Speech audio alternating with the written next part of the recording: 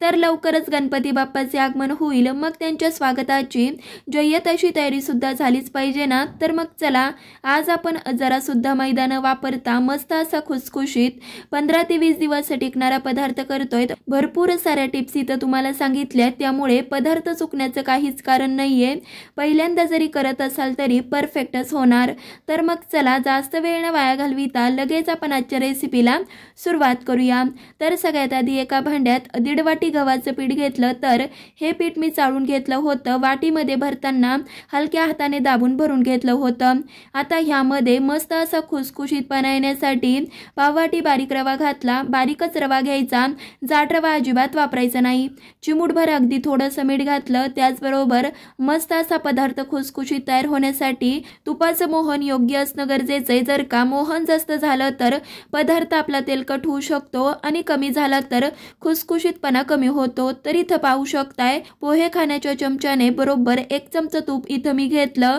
जर का तूप थोडंसं वितळलेलं असेल तर 1.5 चमचा घ्या, पण त्यापेक्षा जास्त नको किंवा कमी नको। तर इथं हे तूप आहे ते चांगलं असं कडकडीत गरम करून घेतलं। ह्यामध्ये घालायचं व्यवस्थित पिठाच्या प्रत्येक कणाला तूप चांगलं लावून घ्यायचं। आपलं मोहन परफेक्ट झालं हे कसं ओळखायचं, तर ज्यावेळेस आपण पिठाची मूठ वळून पाहतो तर ती व्यवस्थित वळल्या जाते, याचाच अर्थ इथं आपलं मोहन परफेक्ट झालं। आता ह्यामध्ये लागेल तसं दूध घालत घट्टसर पीठ भिजवून घ्यायचं। बऱ्याच जणांचं काय होतं की गव्हाच्या पिठाचे मोदक करायला गेलं की पाकळ्या व्यवस्थित तयार होत नाही, तर असं होऊ नये म्हणून काय करायचं, जमेल तितकं घट्टसर पीठ भिजवायचं, त्यामुळे व्यवस्थित आपल्या पाकळ्या तयार होतात। तर ह्यामध्ये आधी तर अर्धा पेला मी दूध घातलं, व्यवस्थित एकजीव केलं। तुम्हाला इथं दिसत असेल बरंचसं हे सुकं सुकं वाटतंय, त्यामुळे जे उरलेलं दूध होतं ते सुद्धा घातलं आणि चांगलं असं जमेल तितकं घट्टसर पीठ भिजवून घ्यायचं। पीठ आपलं व्यवस्थित भिजल्या गेलं हे कसं ओळखायचं, तर इथं तुम्हाला दिसत असेल अजिबात पीठ हाताला काही चिटकत नाहीये। थोडंसं हे पीठ मळताना जड वाटतं, ह्याचाच अर्थ मस्त असं हे पीठ आपलं भिजल्या गेलं। तर हे पीठ आपलं आधीच आपण घट्ट मळलंय, त्याचबरोबर ह्यामध्ये आपण रवा वापरलाय, त्यामुळे आणखीनच हे आपलं पीठ घट्ट होतं। तर हे पीठ मुरणंही तितकंच महत्त्वाचं आहे, त्यामुळे झाकण ठेवायचं आणि किमान 10 ते 15 मिनिटं तरी बाजूला राहू द्यायचं। पीठ मुरतंय तोपर्यंत आपण सारणाची तयारी करूया। तर त्यासाठी मिक्सरच्या भांड्यात पाव वाटी काजूच्या पाकळ्या घेतल्या, त्याचबरोबर 10 ते 15 बदाम घेतले। तर काजू आणि बदामचा वापर तुम्ही तुमच्या आवडीनुसार कमी जास्त करू शकता। त्याचबरोबर ह्यामध्ये पाव वाटी खारकीचे तुकडे घेतले, तर 5 खारका मस्त असे त्याचे बारीक तुकडे करून घेतले होते। इथं तुमच्याकडे जर का खारीक नसेल तर तुमच्या आवडीचं कोणतंही बाकीचं ड्रायफ्रूट सुद्धा घेऊ शकता। त्याचबरोबर ह्यामध्ये 1 चमचा खसखस, 3 अख्ख्या वेलच्या घालायच्या। जर का इथं वेलचीची पावडर असेल तर सारण तयार झाल्यावर वापरू शकता। त्याचबरोबर ह्यामध्ये 1 वाटी साखर घातली आणि सगळंच हे साहित्य चांगलं असं बारीक करून घ्यायचं। तर इथं तुम्हाला दिसत असेल मस्त असं हे बारीक झालं, लगेचच एका भांड्यात काढलं। आता ह्यामध्ये 1 वाटी सुक्या खोबऱ्याचा किस घातला। जर का तुमच्याकडे किस नसेल तर ज्यावेळेस आपण बाकीचं साहित्य बारीक केलं त्यावेळेसच त्यामध्ये सुक्या खोबऱ्याचे काप घालून ते सुद्धा बारीक करून घेऊ शकता। मस्त असं एकजीव केलं की शाही असं मोदकाचं सारण तयार झालं। हे सारण वापरून तुम्ही करंज्या देखील करू शकता। तोपर्यंत पीठही छान भिजलं, थोडंसं मळून घ्यायचं। तर इथं तुम्हाला दिसत असेल मगाच्या पेक्षा बरंचसं हे घट्ट दिसतंय, लगेचच मोदक करायला घ्यायचे। तर त्यासाठी काय केलं, पुरीपेक्षाही छोटा गोळा हातावरती एकसारखा केला। तळणीचे मोदक करायला गेलं की बऱ्याच जणांचं काय होतं, एकतर ते लवकर मऊ पडतात, तर असं होऊ नये म्हणून काय करायचं, जमेल तितकी पातळ पारी ठेवायची। पातळ पारी ठेवल्यामुळे भरपूर सारण भरल्या जातं, मोदक खाताना छान लागतो आणि अजिबात 2 ते 3 दिवसात मऊ न पडता अगदी 15 ते 20 दिवस आरामशीर टिकतात। तर इथं पाहू शकताय थोडासा गोळा हातावरती एकसारखा केला आणि जमेल तितकी पातळ पारी लाटून घेतली। तर पारी लाटताना अजिबात तेल तूप पीठ लावण्याची गरज पडत नाही। जर का अशा पद्धतीने पीठ भिजल्या गेलं तर तुम्ही पाहू शकताय एकसारखी पारी लाटल्या गेली। पारी लाटताना सगळ्यात महत्त्वाची गोष्ट म्हणजे कुठे जाड कुठे पातळ असं नको व्हायला, एकसारखी पारी लाटल्या गेली पाहिजे।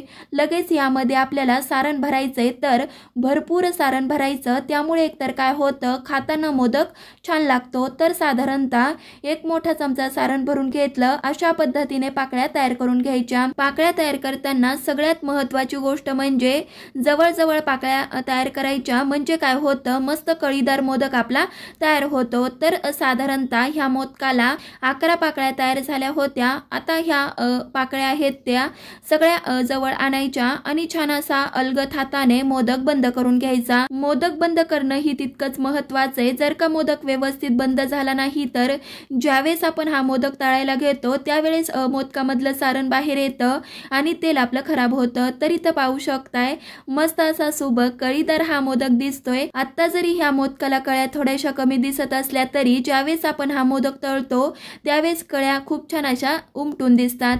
तर इथं अशा पद्धतीने काही मोदक तयार करून घेतले। भरपूर सारे मोदक तयार करून घेऊ नका, जर का तयार करून घेतले तर फुटण्याची शक्यता असते। त्यामुळे साधारणतः 20 ते 25 मोदक झाले की लगोलग आपल्याला मोदक तळून घ्यायचे।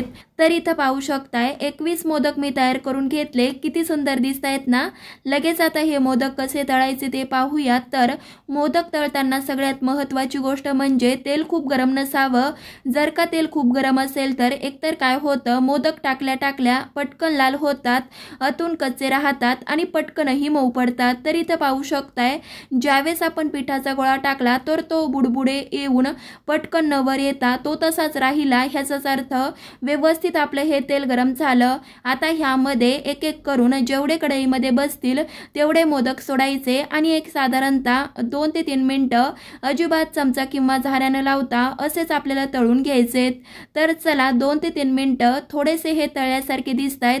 लगेचच छान असे अलटपलट करत मस्त असे खुसखुशीत होईपर्यंत तळून घ्यायचे। तर इथं पाहू शकताय मस्त असे हे मोदक दिसताय। कलर तर काय सुरेख आलाय, तुम्हाला तर दिसतच असेल। लगेचच काढून घ्यायचे। या मोदकांचा तुम्ही आवाज ऐकू शकता।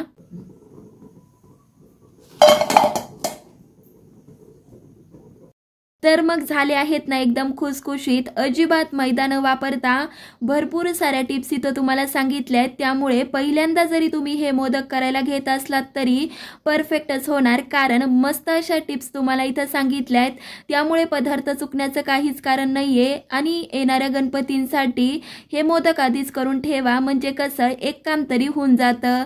तर चला उरलेले सुद्धा मोदक अशाच पद्धतीने तळून घेते आणि सगळे मोदक झाल्यावरती तुम्हाला दाखवते। तर इथं पाहू शकताय सुबक कळीदार बाप्पाच्या आवडीचे खुसखुशीत असे 15 ते 20 दिवस टिकणारे तळणीचे शाही मोदक तयार झाले। तर हे मोदक करताना जराही मैदा आपण वापरला नाहीये तरी सुद्धा खाताना कुणाला कळतही नाही की नक्की हे मोदक आहेत तरी कशाचे। त्यामुळे येणाऱ्या बाप्पांसाठी हे मोदक एकदा तरी घरी ट्राय करा। कसे वाटले ते सुद्धा कमेंटमध्ये नक्कीच सांगा। अजूनही चॅनलला सबस्क्राईब केलं नसेल तर नक्की सबस्क्राईब करा। आणि हो, हे मोदक खाल्ल्यावरती बाप्पा नक्कीच तुमच्यावरती खुश होतील, हे मात्र नक्कीच।